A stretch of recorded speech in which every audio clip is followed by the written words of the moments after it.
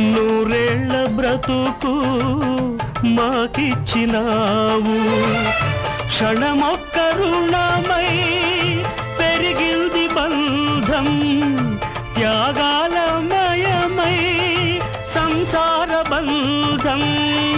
నీ చేయి తాకి చివురిల్చే చైత్రం, ఈ హస్తవాసే నాకుందనేస్తం.